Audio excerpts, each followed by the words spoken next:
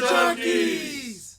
All right, so we're going to talk about dope black stories in pop culture. Now, we've been kind of on the negative side a little bit with, with Black Lightning and the CW, but let's talk about some really cool shit that we've seen as far as black people in stories in Hollywood, in books, in movies, in anime, comic books, whatever. If you've had a dope experience, a dope story in pop culture with a black lead or written by black people, let's talk about it.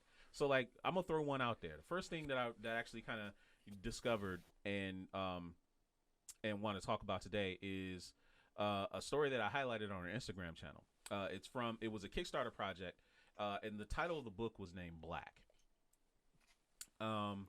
And Black is a story about a world where there is a secret society of superheroes or people with gifted powers, but they're only black people. Only black people can get powers in this world, and they're being subjugated and controlled by a government that wants to keep them down. Imagine that kind of a narrative. Imagine if that was actually made into a movie and put out there. I think it would be it's a fascinating tale because the story starts off with, very much like Trayvon Martin, where it's a young black kid gunned down by police, but he wakes up and finds out that he's alive, and he actually is one of a very select few people of black people that have had powers, and this has been going on for decades, and the government's been keeping it under wraps for fear that if it got out and black people knew that there was people with powers and it was only black people, it would subvert the power table of the nation. So it's a fascinating story. What kind of powers are these people? It runs the gamut. Like, think of it if they were like mutants, if they just had random powers. If they were mutants and you could just have any number of powers, whether it be flight, invisibility, super strength, laser eyes, whatever, and you were basically living under the thumb of this government. Like, for number one, why? Yeah, that's what I was about to say. Like, if I had powers, guess who's in charge now? Exactly. No, I get you. Yeah, they must have got something on them because, like, something. Imora wanted to highlight a message, so he wants us to read it. It says, Raising Dion is a good black show about a little kid with superpowers. He's right. And that was on Netflix. It was done by Michael B. Jordan. I haven't watched it yet. I do know one person on the Facebook who seems extremely super critical, so said it sucked. Well, that's one person. So I don't know. I mean, is it the usual suspect? It's a female. Excuse me, I shouldn't use that word because you're not supposed to call ladies females, but it was a woman. Okay. You said it sucked? Okay. I mean, that's an opinion. So exactly. Yeah. It's an opinion. I haven't seen it, though. Yeah. But no, Black is an absolutely fantastic book. It was done with a Kickstarter, and now it's supposed to be part of a trilogy of a series. Was this the a writer. Huh? It was a comic. Yeah, it was a comic. Oh, I thought it was a television show. No, it should be a television show. That's what I'm saying. It would make for a fantastic narrative, and I think it would be really well accepted. I think the world is ready for something like that, at least on a Netflix or something like that. No, they'll put it on CW. And water that shit down. Yeah, no, I hope not. But definitely go check that out. Fallen, you got what's a dope black story in pop culture that you've been exposed to, or that you even just loved, or you just discovered? I think for me, what I've come to, I think it's more so come to love and appreciate what Robert Townsend has given us over the last that's exactly where that was the first superhero movie I gave. I'm sorry, it's literally been stewing in the back of my head for the longest time because it's looking back on a lot of things he's done and how he was able to really open up avenues for whether it was just like on a small scale or not, is that he did a lot in the late 80s and the early 90s with things he did, because I wound up one of my favorite movies still to this day, whatever, and people gripe on it, whatever, still love Media Man. That's still my favorite one of my favorite movies of his, and I think it's special for a lot of reasons, because that was one of our first, if not the first, ensemble black superhero movies. Yeah. And you go back, there's a lot of people that was in there: Eddie Griffin, James Earl Jones, Bill Cosby, and Sinbad showed up. Luther Vandross was in it. Don Cheadle, another Big Daddy Kane. Like even Chris Tucker was in it. Like a lot of people was in it. Chris Tucker was in that, and it was what? He had like a small role. It was like remember the part. Damn. Remember the part when Eddie Griffith's character took his suit and he was in the mall? Yeah. The dude that was with the microphone talking to him, that was Chris Tucker. Oh man, now I gotta watch me. Oh man. So yeah, like that movie put a lot of people on, and it's like, but and yeah, man. Even though it was not a typical black role, but having Frank Gorshin be the head of the Golden Lords, like the mafia connections they had.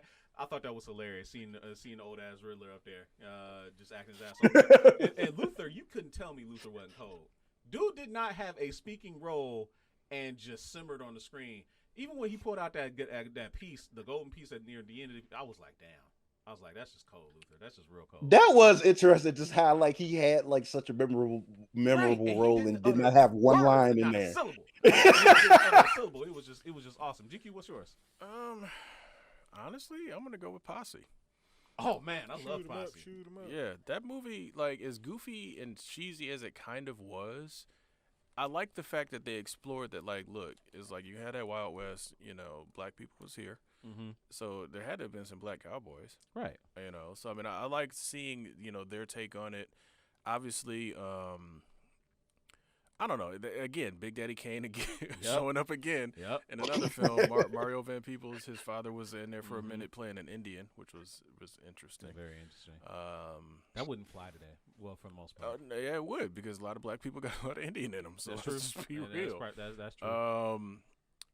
Forgot the female lead's name. Sally Richardson. Oh well, whatever. Wow. She don't look the same anymore, so I ain't worried about it. But this guy, oh my man, God. I'm telling you. I mean, Tiny Lister was in it. Yeah, he was. I forgot my man. I forgot my man was Motisa.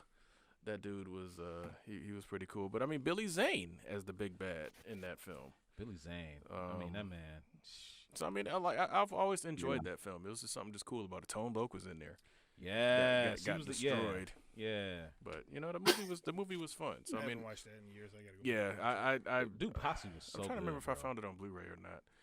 That was one of those that just it was never a great movie by any stretch, but it was a fun movie to watch. So I always enjoyed watching that one. Yeah, it was great. And of course Harlem Nights. So that's Harlem Nights was just Harlem Nights is too much of a classic. Yeah. I mean, there's so many of them if you think about it. Harlem Nights, Coming to America, freaking, for me, one of the greatest comedies out of the 90s. We all, I think, know and loves Friday. And who knew that Ice Cube was, able to do that. And last night, for whatever reason, I was just sitting on the couch, and then I decided to watch Straight Outta Compton again because it's a movie that I own. I don't buy many movies anymore, but I definitely bought that after I saw it in the theater. And that made me start thinking about Friday. Like, that movie was really, really gosh darn good. Yeah. And I also watched Hoodlum for whatever reason. Oh, Hoodlum. It's not a bad movie, it came up but as a suggested, didn't it? Yeah, it just I watched it before I watched what's called. But did you watch that in the movie theater like I did? I didn't because I was working at the Star at the time when Hoodlum came out, and Lawrence, seeing Lawrence Fishburne up there as a gangster, man. I remember seeing. I loved that movie at the time when it came out. Yeah, I mean, I don't think it's a bad movie. I don't think it's terrible. I think it could have been written had a better flow to it. Sure. Like it jumped around too much. I don't know, like if the time frame, because when the madam got arrested, then Bumpy took over, and it was how long before he was like just running thing. And speaking of that, Black Dynamite for sure. Good segue. That's one of my all-time. I don't know how many times we watched that movie. Dude. We watched like 10 times in a row. We watched that Actually, movie. Not really 10 times we watched that movie. Anytime that movie became the new Dragon Ball movie 7. Yeah, it really did. You ain't seen Black Dynamite? Hey, somebody got Black Dynamite. Yeah, put that on right now. Watching Black Dynamite. Yeah, real quick out of the chat, Driz T said, did not remember all those people in Meteor Man. Definitely a ton of people. And also, do you think they could make a Harlem Nights 2? That is no. Yes, but no. Yeah, that's a tricky one. Get all the black comedians today, set it in a different era, because I think they would have to set it in a different era. Honestly, I think no. I think that one was a perfect storm. It was, because you had three major generations of comedians, black comedians in that, and it's It's not like that no more. I don't know, man. That would be a really hard one to fill. Who's like the oldest, most famous black comedian right now? Eddie, is it? It had to be Eddie. Yeah. So Eddie would have to play it's Eddie. Eddie would, but see, the thing is, Eddie is close to the Richard Pryor age role. Yeah. Who would be Red Fox? You ain't got nobody. No, you don't have anybody. No one. He passed away. I mean, No you could one. probably, even though he's still relatively young, would have been, because I think he was around the same age as Eddie Murphy would have been Bernie Mac. Right. Yeah, see, Bernie Mac would have been in. Nobody want to see Steve Harvey even be involved in that. So Steve Harvey could have a part. No. In that. No, he could. He could. I personally, here's the thing: whatever Steve Harvey's other whatever dealings is, Steve Harvey is still a decent comedian. He's not as like for Kings of Comedy. He wasn't as good as the other people on there. See, here's the thing. Here's the thing with Steve is that like I can't buy him as a New Yorker. Like his accent is too thick. Yeah. Like I can never buy him as a New Yorker. He don't have to be one. Of them. You can put him on. You can put him on with the cops or something. I don't know. Make him police chief or something silly. I don't know. It's just the sellout. He'd be the black sellout. Whatever you want to do. They can tell other stories in Harlem, though. That's the whole thing. Without a doubt, yeah. But you remember at the end, they got basically they were told not to return to Harlem. No, I know. I'm not talking about them. I'm talking about like Harlem is a place that more than likely has different stories in every decade. Sure. And they could pick something in the 60s or something like that and go, I don't know. Old-ass Quick coming back. Wolverine Solid X, real quick, since we're going to switch over to Power in a minute, but he brought up Harlem Nights 2 could be after Coming to America, which is coming out pretty soon, actually, is another sequel. I'm kind of surprised, like, nobody is talking about the movie that kicked off everything, Blade. Like, nobody's talking about see, that's it. Blade, it kicked off the comic book stuff. It most definitely kicked off the comic book stuff. Yeah, but like, surprised nobody's mentioned Afro Samurai. Afro Samurai was good. Yeah. That brought me to my, I growing up wanting to animate kind of deal, and then seeing that was some motivation for me. That was great. Yeah, I was proud of that. Right. I mean, the Hulk broke Harlem. Yeah, there you go. There's so many we could talk about, and sometimes my brain, because like I've been watching the last few weeks, just black movies, and I don't know why I can't remember. I mean, the thing is, like, okay, now one thing we haven't touched on is stuff like Boys in the Hood. Yeah. Menace to Society, and again, I acknowledge that those films exist, but to me, it's like that's not my story, and I don't really. I enjoy watching. Yeah, I enjoy watching them, but it's like I don't identify with them heavily or anything like that. To me, it's just like okay, it's like okay, this is a day in the life of somebody else. Yeah, but for me, that's all movies because.